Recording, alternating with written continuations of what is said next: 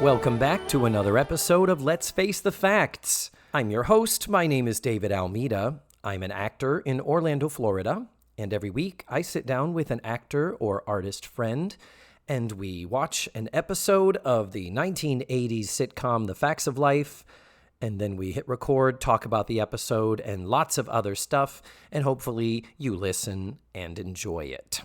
This week, my guest is Cameron Francis. Cameron is an actor, a super sweet guy, another one of the many whom I get to work with at multiple theme parks.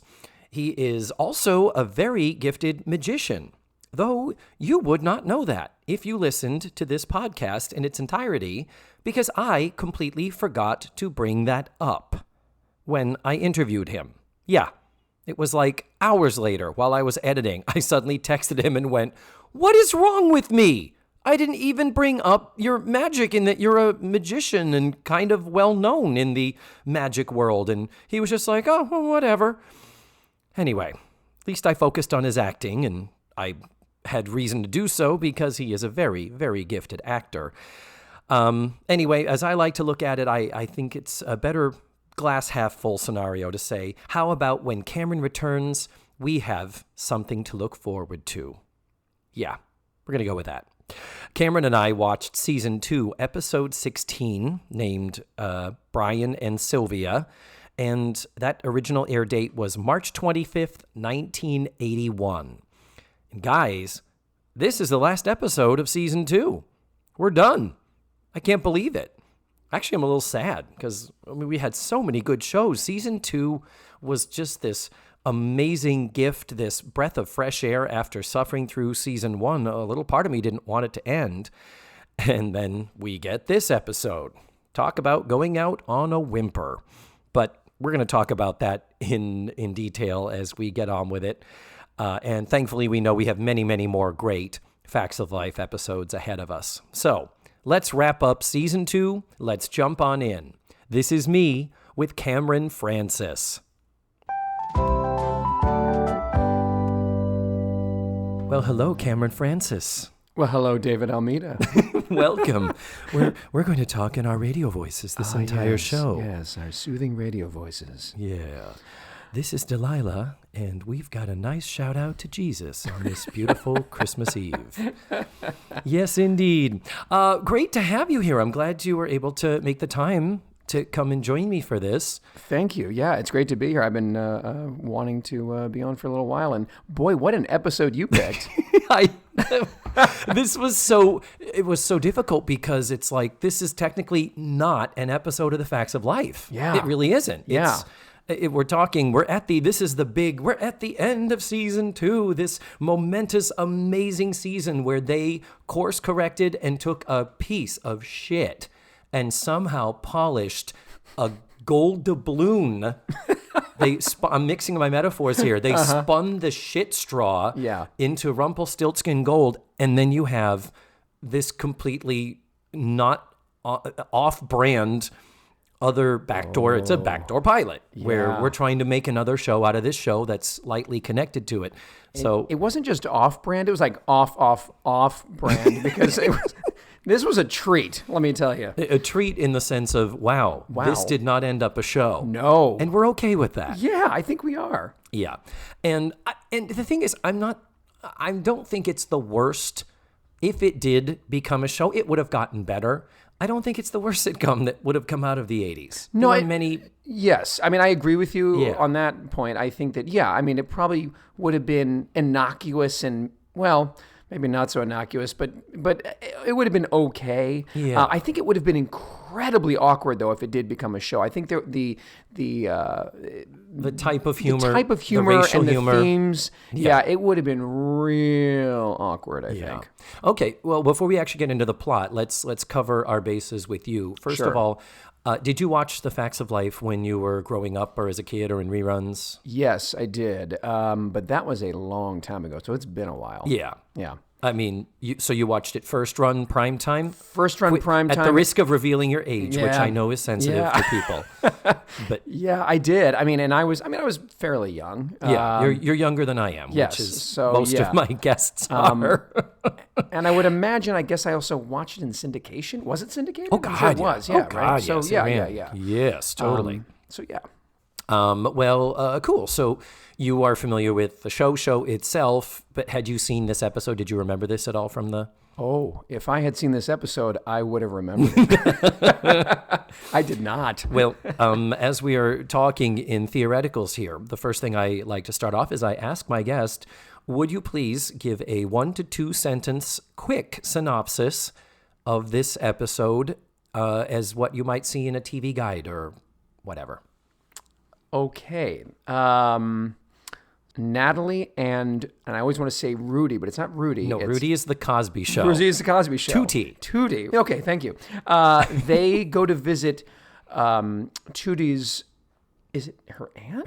It's her aunt. Aunt in Buffalo. And hilarity ensues when it finds out that she's married to a white guy. What?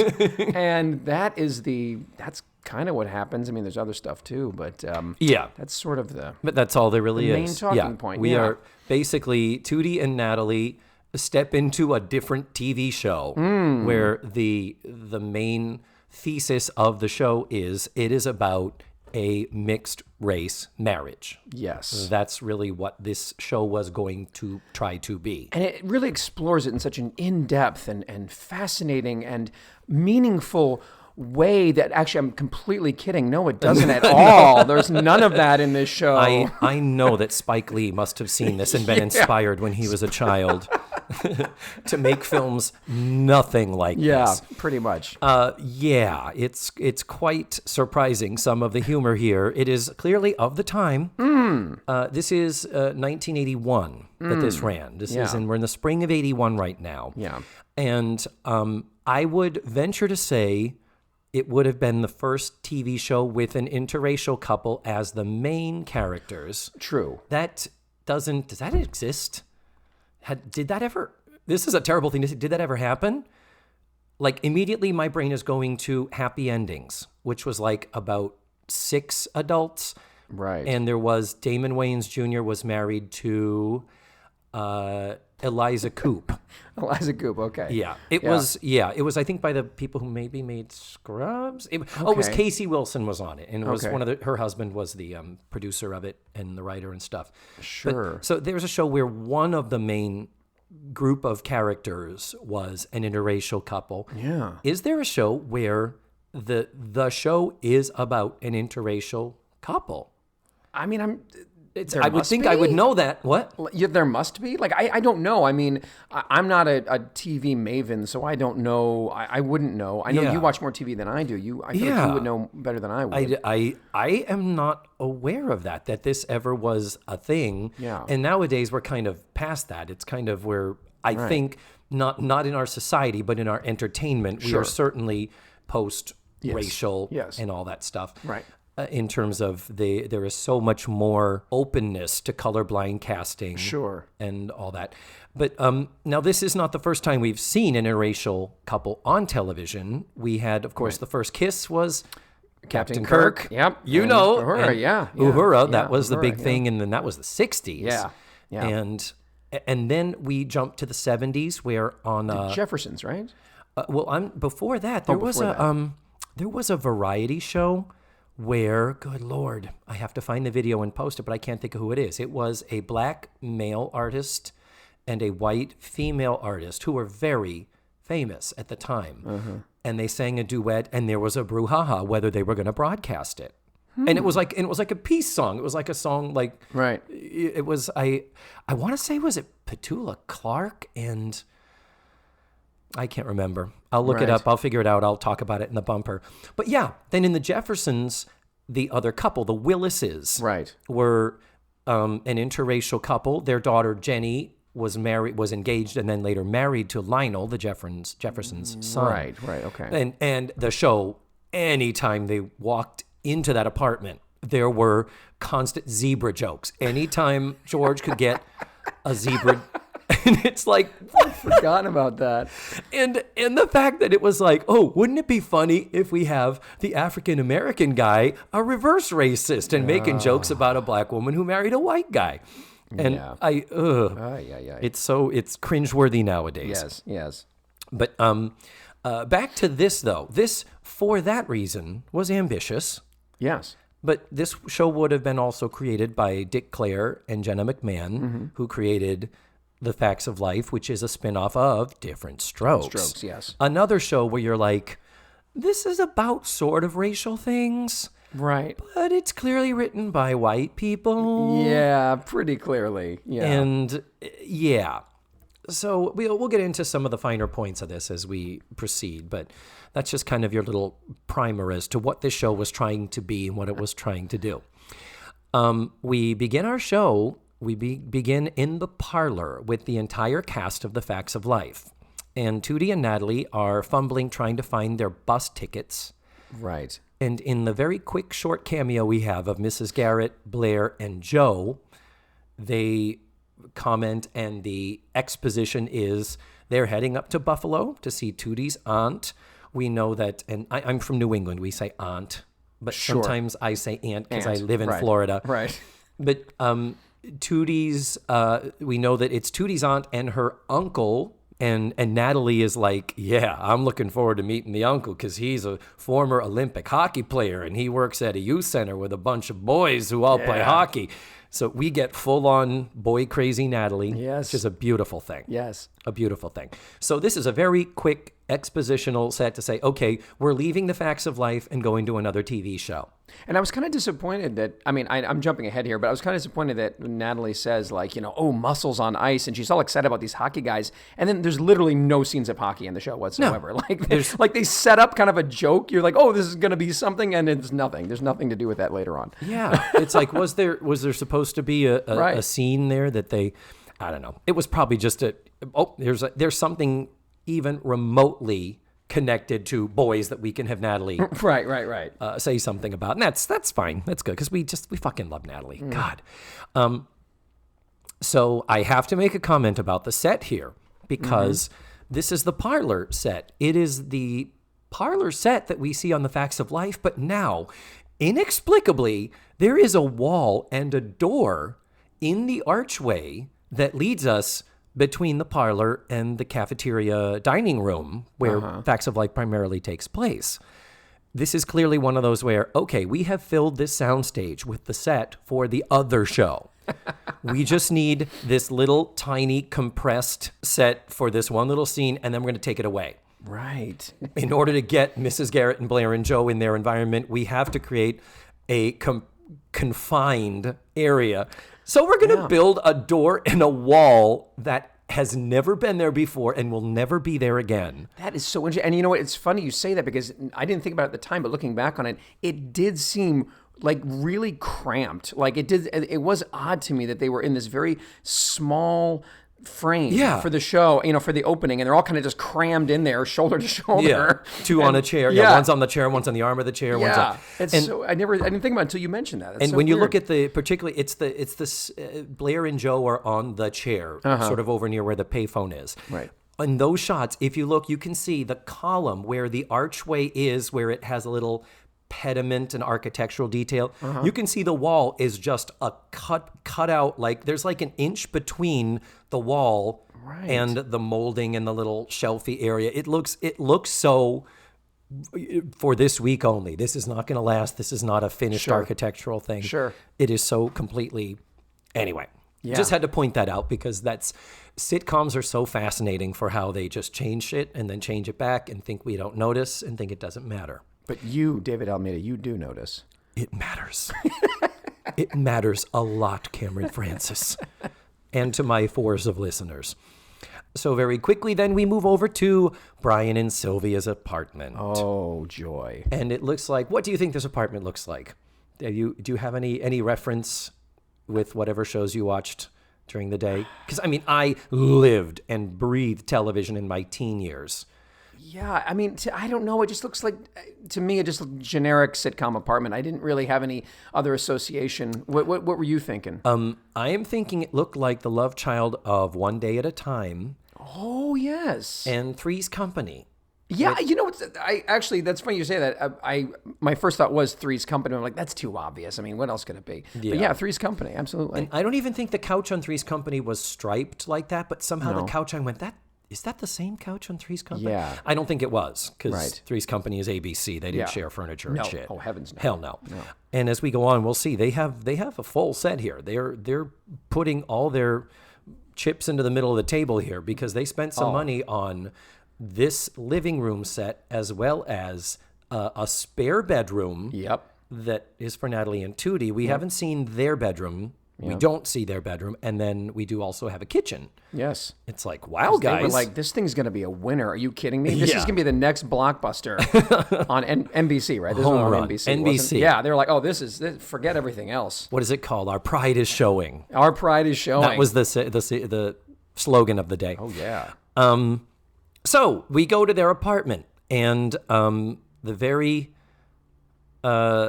first thing is we have Brian. We meet Brian, and then Sylvia comes in later, right? Because she's got the champagne. Yes. So we start with Yes, Brian. Brian. And Brian is the wonderful Richard Dean Anderson. Wonderful Richard Dean Anderson, yes. Yes, the wonderful. We do our Matthew Arter, Jiminy Glick a lot. Oh, where boy. we work. MacGyver himself. Yes. And then later he was on, is it Stargate? The Stargate series? Stargate, that's right, he was. Yeah, I didn't watch it, but I know he was on it. Yeah. Yeah. Did you watch MacGyver? I did. Oh, I loved MacGyver. I never watched MacGyver. Really? I loved That's it. a very hetero show. You gotta, it's a straight guy show. It pretty much is. But this is him pre-MacGyver in sitcom comedic actor mode. That's right. And this isn't that long. It's like only 4 years or so. I feel like MacGyver was late 80s. And Yeah, like 87. yeah, that was sort of towards the end. So he's a few years away. Yeah. And but the deal is, we meet him. He's in a very generic 80s blue jeans and a horizontal striped short sleeve shirt. Yep. He's supposed to be a former Olympic hockey player Yeah. for the 76 Olympics, we later learn. Right. So we're 5 years off, 5 years past that. Right. He's not in bad shape. No. But he doesn't look, you don't look at him and think that's an athlete. No, he doesn't have those like hockey player legs and glutes or anything. You know, he just looks like an average dude. I mean, because we're looking at here is, okay, I have to be politically correct here. When you look at Caitlyn Jenner, after she competed in the 76 Olympics and then went on to do movies in the 80s, she, in her former athletic male-appearing body, never lost the bulk and the... no. It was... Whew, it was rent can't stop the music. And he's still, coaches or whatever, right? So, like, he's still clearly out there skating around and stuff. I mean, maybe he's not as intense as what he used to do, but he's still, like, getting some exercise. So you would think he'd have a little more bulk on him. Yeah, I don't mean to body shame him, but I'm just saying he looks like he's in perfectly okay, fine shape. He's in fine I'm not sure I see former Olympian athlete. Clearly, no. And, but whatever, that's fine. So he is there, and then in comes Sylvia. Sylvia has just obviously come from some type of a grocery store because she's got a paper sack with her, doesn't she? Yeah, I guess so. And Sylvia is played by actress Rosanne, I'm going to say Katon, Katon, maybe Katon, if it might be French, but I'm going to say Rosanne Katon. Now, I don't know if I've seen her before or since. I did do a little research. She was Playboy, Playmate of the Month in 1976, a few years before. Wow, okay. So she is, that's a real rare thing. To be a former, it's like if you've taken your clothes off, girl. Yeah, especially back then. It's that wasn't a thing where you ever transitioned into, for lack of a better word, legitimate entertainment. Yeah. So that was unusual, and she's pretty good. She's pretty good. She's pretty. I would say pretty good is an apt description. Yeah, she's pretty good. Yeah. And here's another thing. Did you ever see Bachelor Party with Tom Hanks? Yes. The original, like one of his first movies. Remember, there are two sex workers who are hired and accidentally show up at the bridal shower. One of them is white. One of them is African American. And that's her. That's Rosanne Katon. There you go. And I remember even as a teenager, like watching that movie on cable and thinking, she is funny. She's got a really good, extra broad smile. Yes. She's really funny. You're making me want to watch Bachelor Party again. Bachelor Party is a great movie if you like misogyny, homophobia, gender stereotypes. Yes. And who things. doesn't? It's the, mother's milk to me, to my entertainment appetite.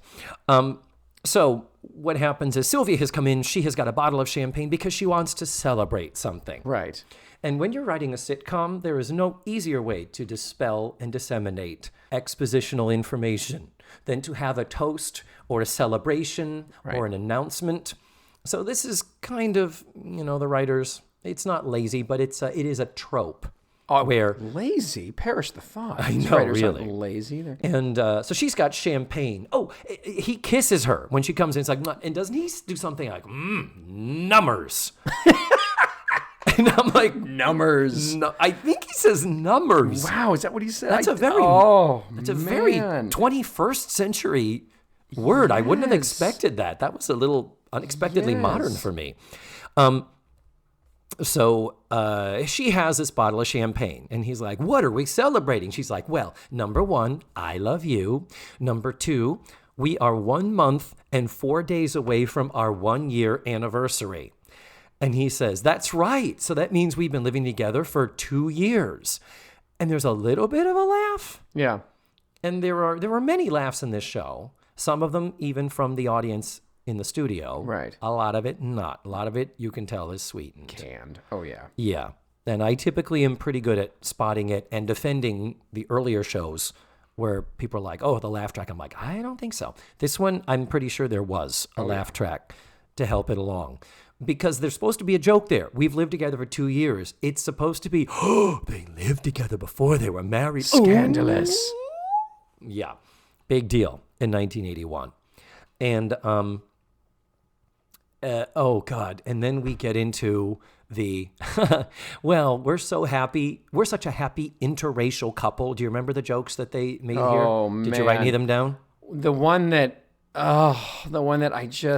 even saying this makes me just cringe and want to curl up into a fetal position is when he says, she says, I'm blushing. And sometimes he says something like, well, sometimes it's hard for me to tell or something like that. Oh, my God. Yeah. It was supposed to be cutesy and it was just horrible. And then she said something in response to him like, yeah, nice coming from you, pale face. Pale face. Yeah, something like that. It was like, oh. Yeah. And then they immediately launch into another where he says, well, I can't believe I was able to snag such a foxy lady. Foxy's a blackish word you could use to describe a black woman. Foxy Brown. Foxy Brown. There you go. And she says, yeah. She goes, I never expected to end up with the Great White Hope. Yes. This conversation is literally, wow, we're so happy. You're black. You're white. You're black. You're white.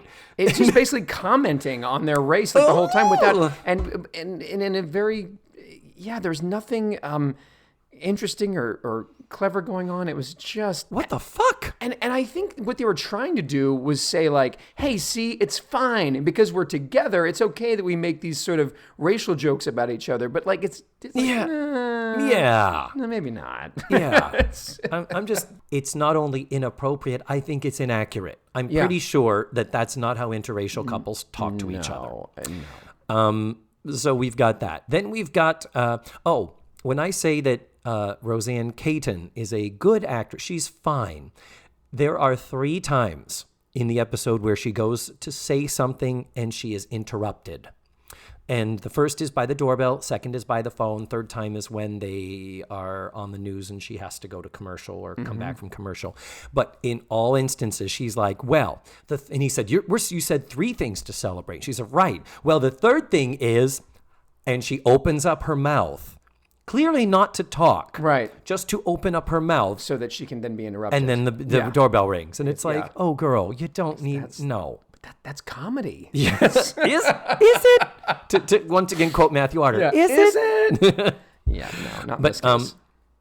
So the doorbell rings and, there was also a comment about their parents. Something about, I forget what it was. Something about parents where there's a question of parental approval. We'll get to that. We'll get to that even deeper in just a minute or so. So we have the doorbell, and again, more attempts for jokes. Brian opens the door, and he says, "Mom." Right. But it is an African-American woman standing there. So that's funny. That's funny because it's a white guy calling a black woman Mom.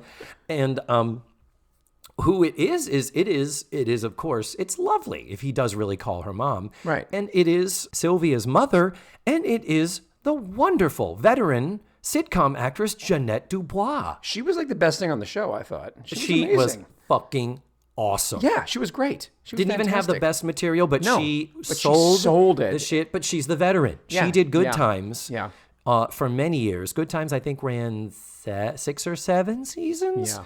And, when they started Good Times, she was just the Budinsky funny neighbor. Yeah. Little did they know there'd be all the conflict behind the scenes, and then John Amos would leave the show, and then Esther Roll would leave the show. So there are a couple of seasons where she's the first credit in the opening theme, and you're like, she was it was amazing because she really did rise above the material because she sold it and she was grounded, and I believed her, unlike pretty much everyone else on the show. Yeah.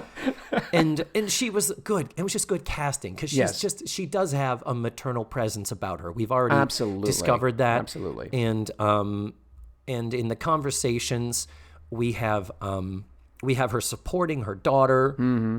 And there is a joke about when they're talking about what they're celebrating with the champagne, she says, "Oh, that's right. It's 1 month and 4 days away from your 1-year anniversary." Yeah. And he says, "Wow, you two must keep in close touch." And she said, "Oh, I'll never forget the wedding day."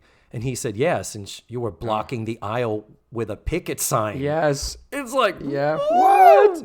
Oh, and then we get more of those wonderful inappropriate racial jokes when she's like something about, about them together, and the mom says something about, well, it's a shock when you're expecting ham hocks, but you get peanut butter and marshmallow sandwich or something along those. Exactly that. And then she also says, "Yeah, well, when it comes to my son-in-law, when you're expecting Billy D and you end up with a vanilla hockey puck." Hockey puck, yeah. A vanilla hockey puck. Yeah. The amazing thing is these jokes literally are just cheap jokes. There's nothing. There's nothing about them that's organic or realistic. They're just literally just cheap shots, which is a shame because I feel like these actors could probably, deserve better material, and they're stuck with that. And who's to say it couldn't have gotten better if the network had picked it up? Well, true. NBC's ratings were so bad. We look at it now and go, "Oh my God, it's terrible. What were they thinking?" But it's like NBC was still, their ratings were still in the shitter. That's right. They were in such bad shape. This show had absolutely as good a chance as anything else, which is to go to sad. series. It's true. So but that's sad. just how lousy their track record was. Yeah, it wasn't until the 90s that they really picked up, right? When you had Seinfeld and Friends and all that. No, 84. 84, okay. Cosby Show. Oh, that's right. The Cosby Show. I forgot that was NBC, of course. Literally saved the network. Yeah, it did.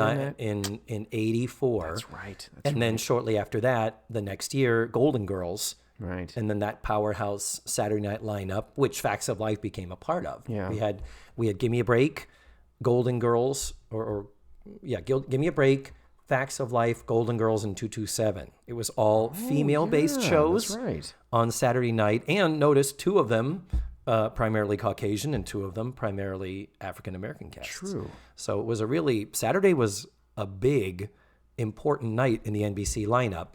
And then Cosby, of course, kicked off what would become Must-See Thursdays, yes. into the 90s with Friends and all that. Yeah. But we are not there yet. Not even we close. We are clearly not there yet. So far away from that. So what do we have?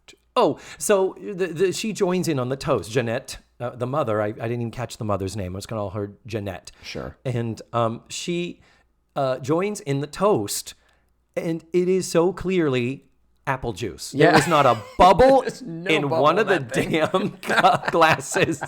It is like so clearly prop sitcom champagne. Yes. So clearly like, oh, honey. And deep apple-colored apple juice. Champagne is not that dark. Champagne's a very almost see-through golden color. And this was very deep apple juice color. Yeah. And just randomly, something I want to throw out there is that they are a very comely couple. They are really attractive. They look good together, and I think they have good chemistry. They do. I think those are the things this did have going for it, in spite of the scripts and the bad racial jokes. I do. I think that Richard Dean Anderson is like, if you want a guy to save the world using, a gum wrapper and a rubber band and a paperclip, he's the guy you call.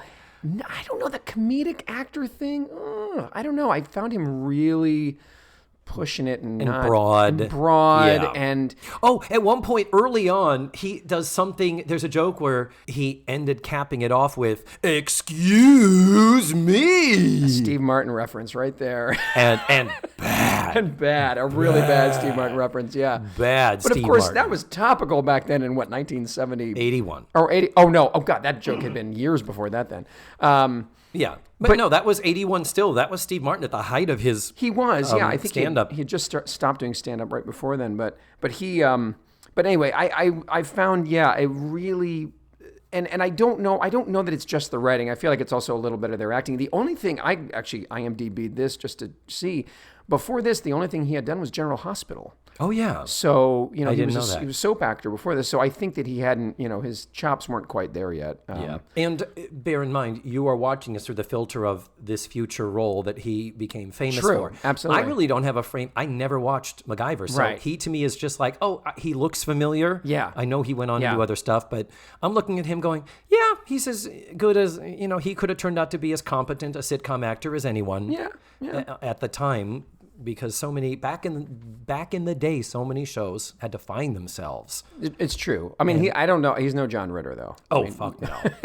Oh, hell no. You are. there is no. We've talked about him at length about how amazing he is. So we have the other. Okay, so there was the third thing. Now that Mom's here, Sylvia's like, I'm going to tell you the great news. Open mouth, ring. It's the phone, and she answers the phone, and she says, "Oh, hi, Dad." Right. And then she turns to him and says, "It's your father." So it's like, she calls his father Dad. And he calls, that's sweet. And then he says, this is such of the time. Let me take it in the other room. Yes. So he goes into the other room. Yes. And then we have to wait for him to go, "I've got it." Yep. For her to hang up the extension. And it's like, oh my God, when was the last time we had to do that? No one does. I mean, oh my Lord. Yeah. But did you catch the other joke? When he goes into the other room, the mother, Jeanette, says to her, she says, "Oh, and how is the exalted Grand Dragon?" Yeah. Grand Dragon. Do you know what that is? Well, was he a leader That's of the a KKK reference. I mean, come on. That's a KKK reference. I know. I was like, holy fucking God. shit. What kind of relationship does they have with her parents, his parents? I mean, that would have probably been an episode later where they would have said, like, okay, we want Carroll O'Connor, but not as liberal. Yeah.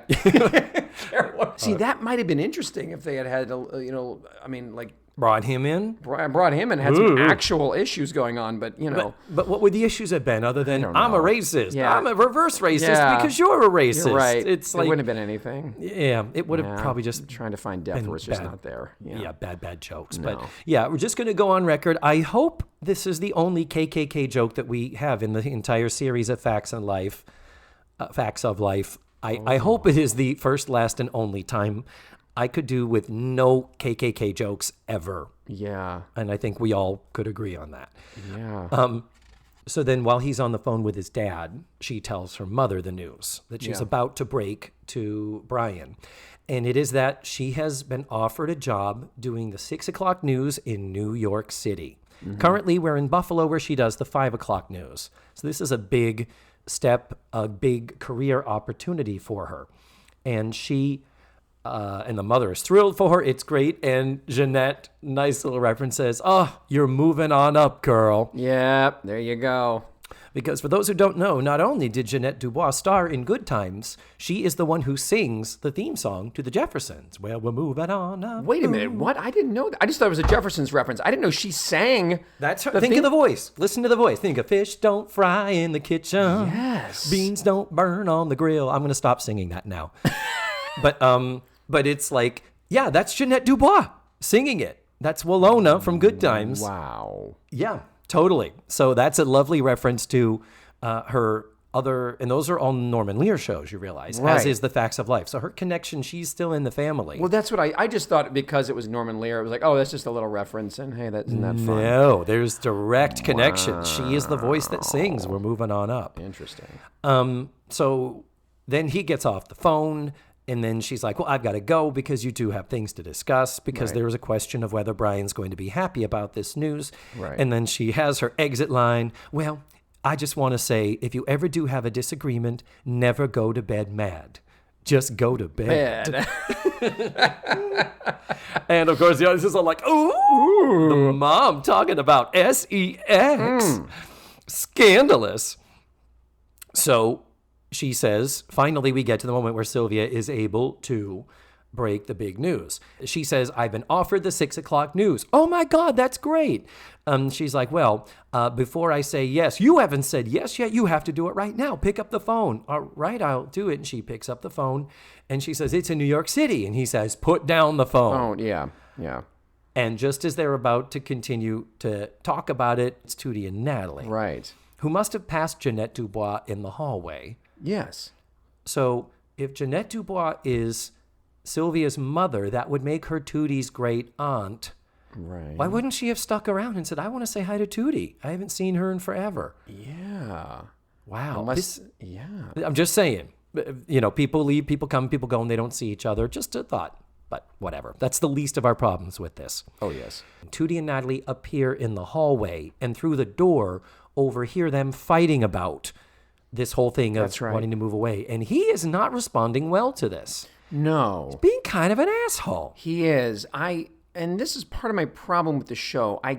Because his whole thing is he works at the youth center with the kids and it's important and the Buffalo. I get that. Yeah.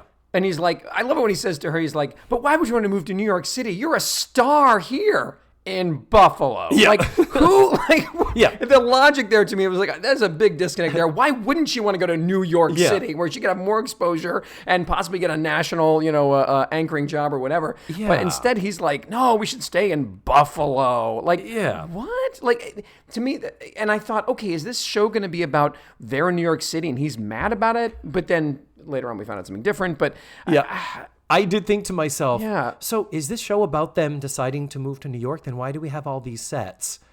That I didn't Literally, even think about. I thought Yes, to myself, true. I think this is going to land that they don't move, that this is going to take place in Buffalo in these, because they wouldn't have spent that much money on the sets just to have the show picked up and then have to create a whole new apartment and all that. Unless they just took the set they had and just put the plants in different places and rearranged the furniture and made that the New York apartment. They did it with the girls' bedroom in season 1. Yeah. Oh, well, they there you did. go. Absolutely. See? And they are experts. Wow, we had no idea. That was the same set when they swapped 2 sombreros on the wall. Oh, the sombreros.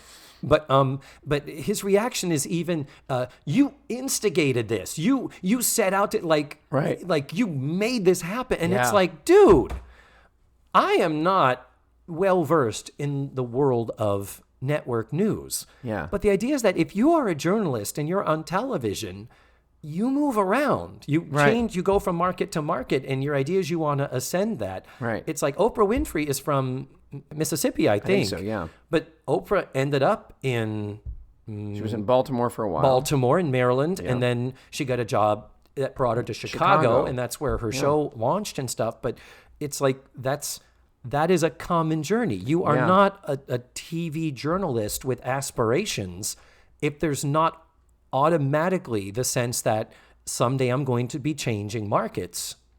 Yeah. And so that's not built into their relationship, and her career is problematic for me. Yeah. And the other thing that's interesting is that Sylvia brings up a point later on that I thought from the get-go, which was, don't they have, you work at a youth center. They got lots of youth centers in New York City, man. You can help kids there too. And she finally says it. And I'm like, exactly. Like, what is this? Yeah. And he does come around to that later. Spoilers. Yeah, he does. But massive spoilers there. But no, is it here or is it later where she says, what, you work with juvenile delinquents? Where can you find more juvenile delinquents in New York City? Exactly. And he still isn't having it. Yeah. So he's mad. But then Tootie and Natalie have to come inside and knock on the door, and they're like, hi. Yeah. So then we have this little sidebar where they come in, hi, Aunt Sylvia, good to see you. And this is Uncle Brian. And Natalie is like, huh? Yep. And it's like, what? So to sort of move things along, they bring Tootie. She brings Tootie and Natalie. They say hello, pleasantries. Bring Tootie and Natalie into the room where they're staying. Am I right? There's one twin bed in this room. I think there was. I think there was one twin bed in the room. Odd. Very odd. I don't know if they thought they were going to share it. It's like they're not children. Yeah. It's like on the show, Tootie is 13 and Natalie is 14. It's like, that's weird. That's a little but weird. We're not going to go there because we never see them in bed. But they do say, but Sylvia does say, how would you like to come down and come to my work, see me work at the station? I'm going to be doing the news tonight. And they're like, great, it's exciting.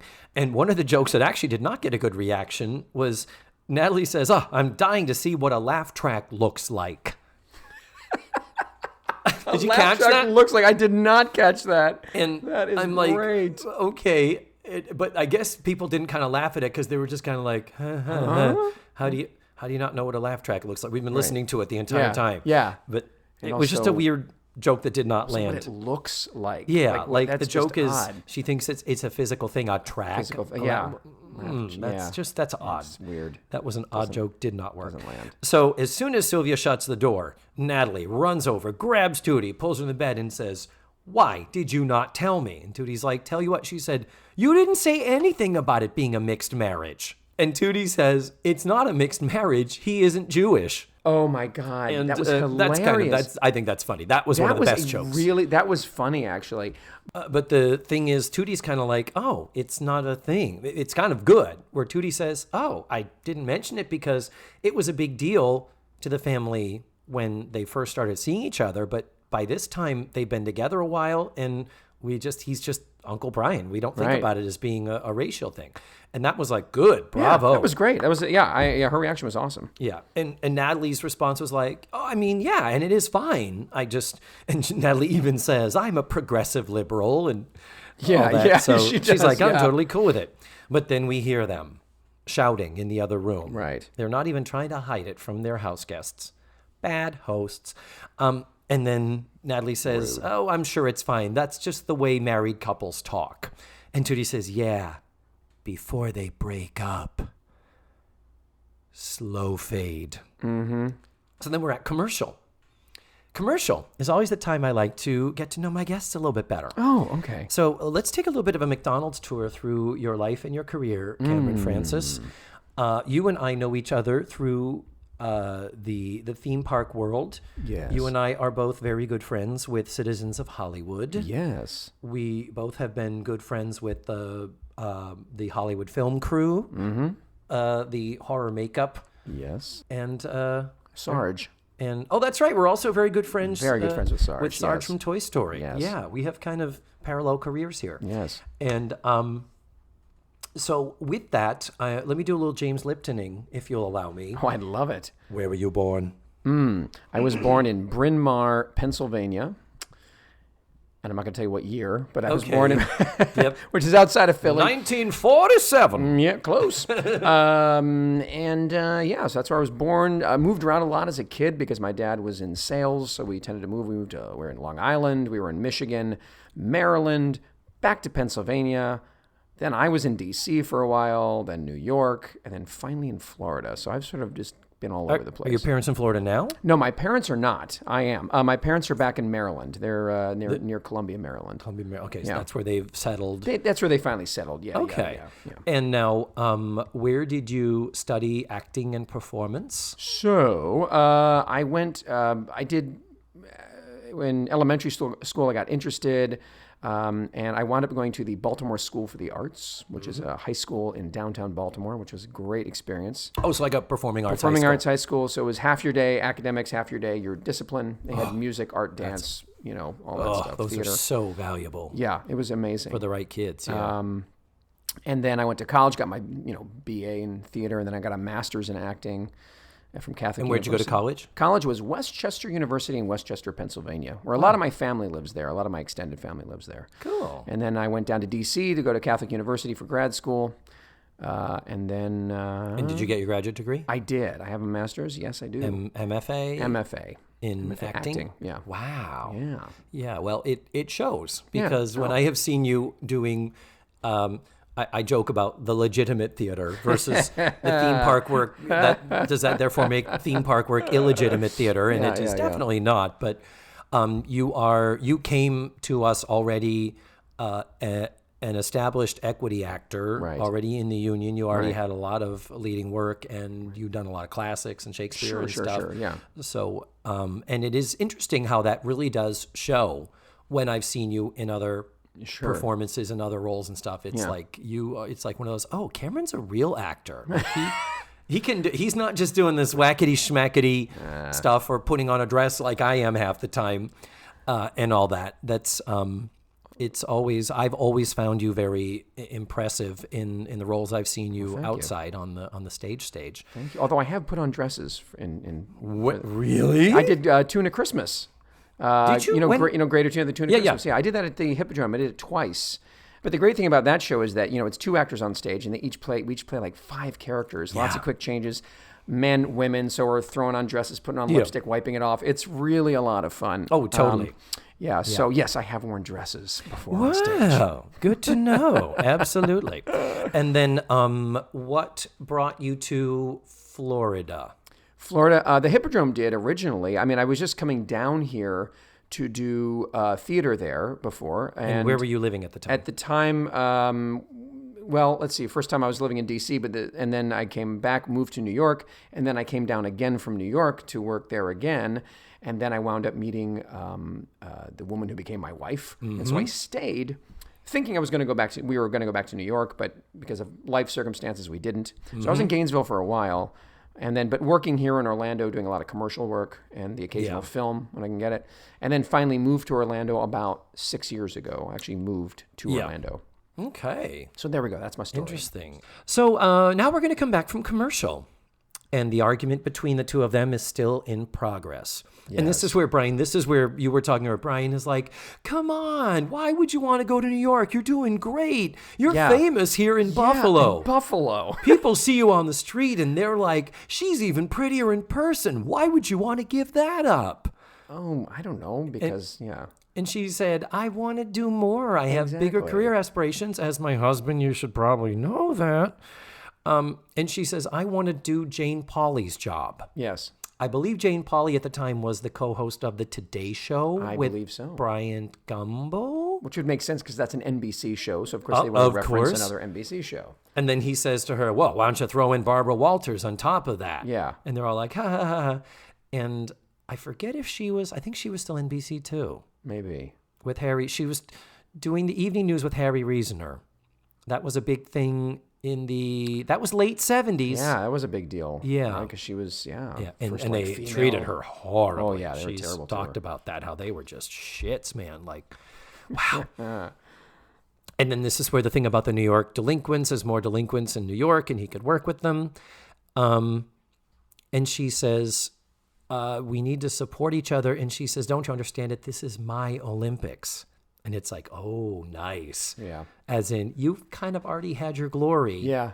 And this might be my time. Yep. Even though they technically weren't together. But it comes down to they're all supporting each other, la, la, la.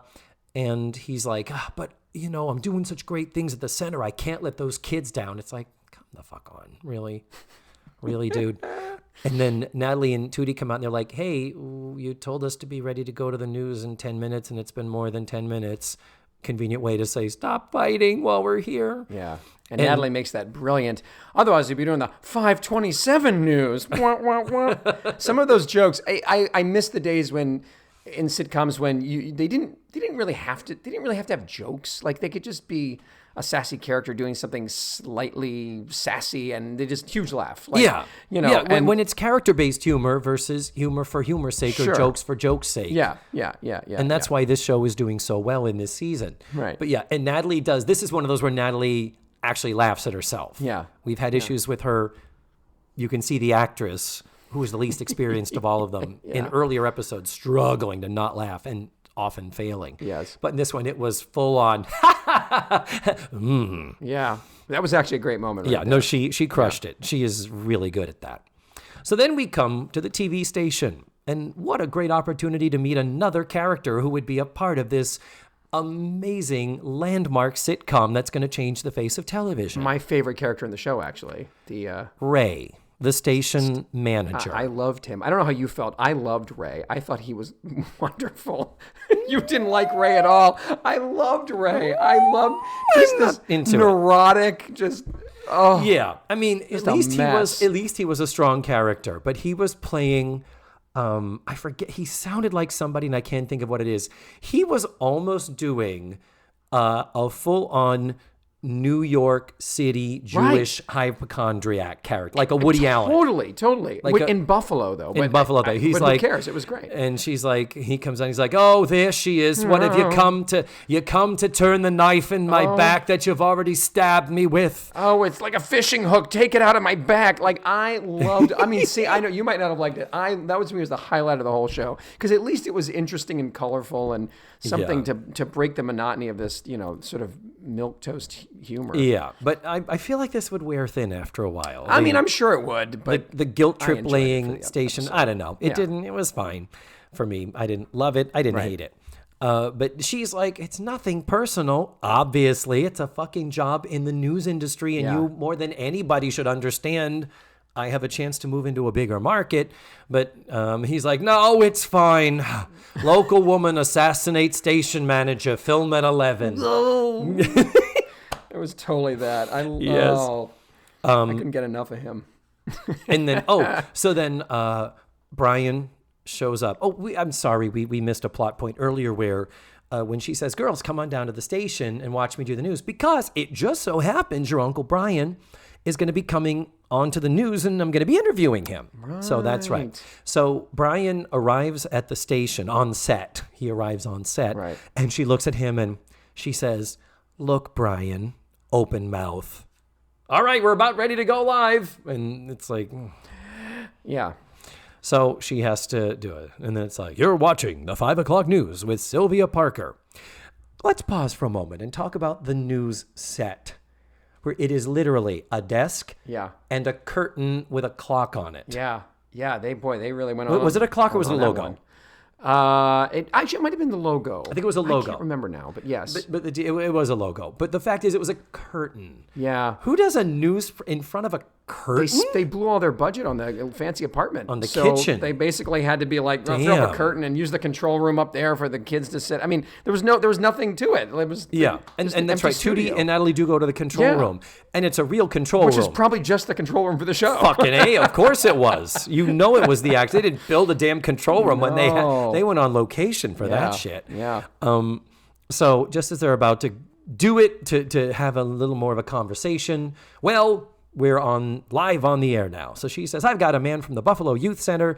His name is Brian Parker. He was on the 76 U.S. Olympic hockey team, and now he's getting kids off the streets and onto the ice. And she's like, and she says he happens to be my husband. So when she's interviewing him, talking about the work with kids, he says, yeah, I do really enjoy the work I do. And, whoever takes my place is always also going to have to be very good about that. Right. What do you mean, whoever takes your place? I'm going to move to New York. I'm going to be moving to New York. Cut to Ray off camera. What are they doing? Yes. And then they start in with kind of but you said you didn't want to move. Well, what about you? I realized that, if it's not right for me to be holding you back. What is happening? Go to commercial. And Ray is having a conniption off camera. Oh, he's apoplectic. I love it. So there's a back and forth where he just basically says, no, this is your big chance and I don't want to hold you back. And she's like, but what about you? And she says, no, I'm not leaving. You wouldn't be happy. Other jobs are going to happen. We will both move when it's right for both of us. I don't want you to be. I can't be happy if you are miserable. If it isn't right for both of us, it just isn't right. Mm-hmm. And you're all, oh. And so then that's where you're like, okay, good. They're going to keep the sets and they don't have to burn them or redecorate them to be New York. Right. And then the last thing is And they kiss on camera, and an interracial kiss is, I don't know if that's a big deal or whatever, but they do make a big deal of them kissing at the end. And then we go back to the control booth, and Natalie and Tootie says, "Oh, I love happy endings."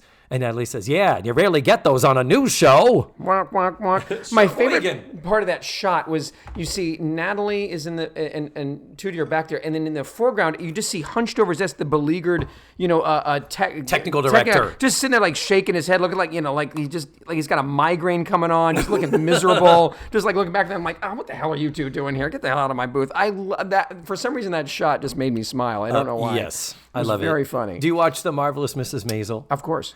When Alex Borstein, when she's on TV and Susie keeps going into the control room, and every time she walks in, just this chorus of "What the fuck? Get out of Close here! the door! Get out!" I love you that. Don't belong here. You don't get out of here! Oh my God, that was and great. she's just like, "So hey guys, we're wondering if we could get a close-up shot," and she is just completely she is undaunted by when she walks in. There's just this venom flown at her. I love that. That's such a good show. Such a good show. And that brings us to the end of this episode. Oh, I forgot earlier. Typically at the end of the interview segment, before we come back from commercial, I do ask my guest, do you have a commercial from your childhood or from a bygone era or something you associate with the facts of life? Just for complete nostalgia purposes, throw out a commercial from your childhood, completely random. I don't know if it probably ran during the Facts of Life. It would make sense, but the Nair commercial. In fact, I was singing it yesterday. Who wears short shorts? You were. I remember hearing you talk. Yeah. I mean, I just remember that commercial, and it was probably from around the same period. So I'll put it on the actual website. I always like to share those. Sure. Types of things. But this brings us to not just the end of this episode. Cameron, you have the distinct privilege of closing out the season 2 of The Facts of Life. Wow. Well, first of all, I just want to say that just to muse about the show for a moment. Please do. Awkward racial humor, bad performances, clunky writing. Why wasn't this show picked up? I mean, it was just, what prevented it? And it probably could have had some message and succeeded. And it also could have been horrible and over-humorized and failed. Right. Or they could have been like a bedroom farce because Ray and Sylvia wind up hooking up. And then they get, "Oh no, my clothes, where are they? Sylvia, I gotta get away. Where's the window?" I slept with a black woman. Am I gonna catch black from her? Can you catch black? That totally would have been a line. I just wanted, you know what? Ray should have had his own show. I wanted to see that show. Ray is living in a little shoebox apartment by himself, eating ramen noodles every night.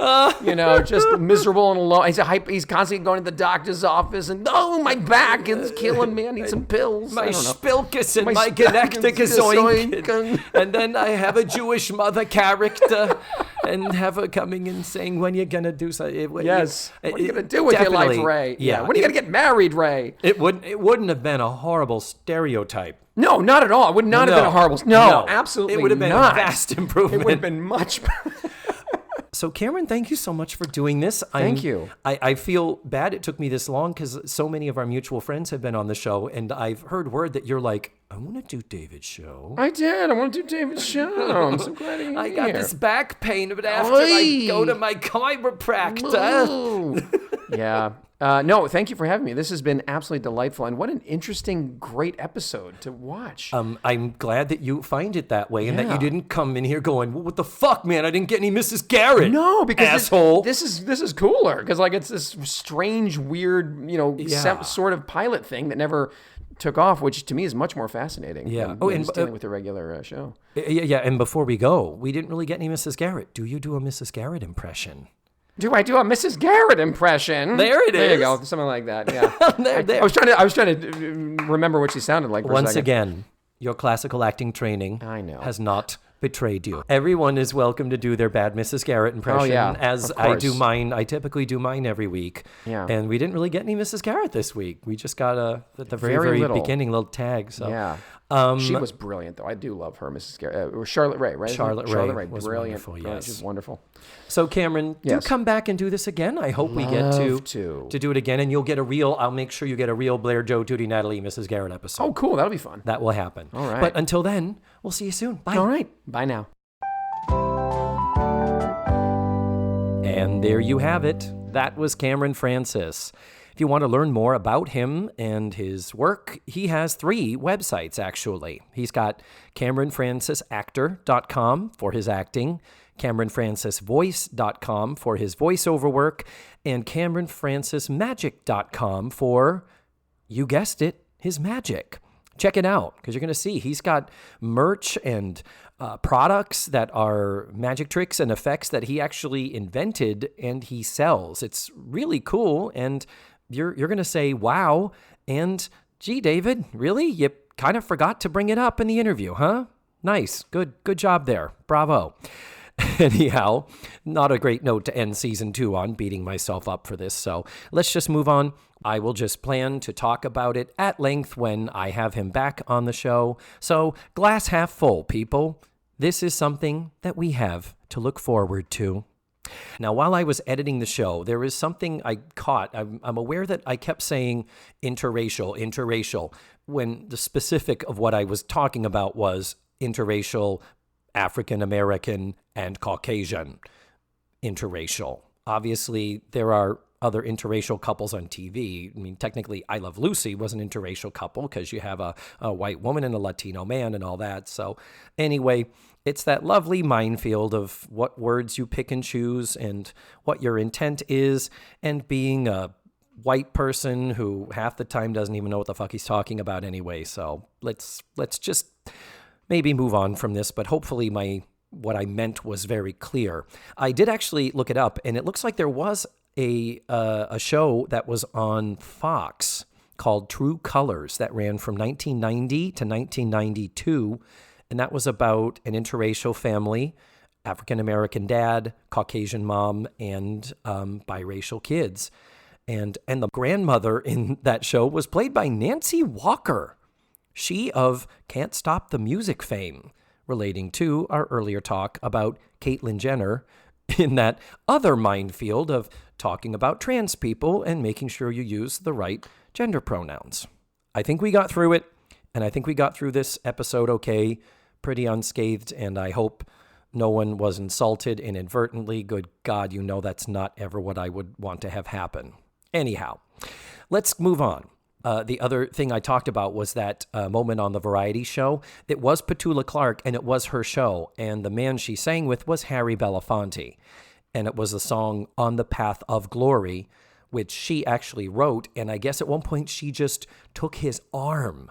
It's not like they were making out. It's not like they were really interacting. It's like, I'm going to find a video of it if I can and post it in the website, but it's like she took his arm, and it was 1968. People were freaking the fuck out. And I'm just glad to live in a time where most people, I hope, hear about that and say, really? But anyhow, we won't dig too deep because we know there are still people who have a problem with that, and I have a problem that they have a problem with that. We could talk about that forever, and I need to wrap this up. The other thing is I mentioned that Jeanette DuBois, her character is Tootie's aunt. Did they not cross in the hallway? Did she not say hello to her? Let's reanalyze this, people. If Sylvia is Tootie's aunt, and therefore, as an aunt, she would be the sibling of one of Tootie's parents, either her mother or her father, then the mother of Tootie's aunt would also be the mother of one of her parents. Jeanette DuBois is Tootie's grandmother. Didn't stick around to say hi, assuming she knew the kids were coming. It's like, really, Grandma? Wow. Okay. Moving on. And then the sad final note. Let's end this season not just on a lousy show, but on a big stone cold bummer. We later find out in a Facts of Life episode, season 5, episode 15, called Crossing the Line. This is Edna's Edibles episode. But in the course of the plot of it, Tootie mentions that her family wasn't thrilled when her aunt married a white man, and they cheered when they divorced. It's like, really? So we basically get word that Bryn and Sylvia, by season 5, middle of season 5, they are not together anymore. So there you go. That's the final depressing, sad ending for this season. Jesus. Oh my. Anyway, moving on. Next week, I'm going to be watching season 3, episode 1, called Growing Pains. Thankfully, it is not a terrible backdoor pilot, and even more thankfully, it is not the Alan Thicke, Kirk Cameron sitcom that I never watched, but I know I wouldn't like. And since it is a season premiere, you know what that means. Matthew Arter will be back. Woohoo! Yes, I'm excited. I can't wait. Anyway, before I sign off completely and sort of wrap up this season, I don't know why I'm kind of trying to make a big deal about it because it's going to be just another show next week. But I just want to say thank you to all you guys who reviewed the show, everyone who's following on social media. It really means a lot to me to read your comments, those who have put posts up, who have written me privately and told me what you thought of the show. I really, really do appreciate that. As of this point, I've got nearly 300 followers from all of the different social media platforms. At the moment, the show on Apple Podcasts has a 5-star rating.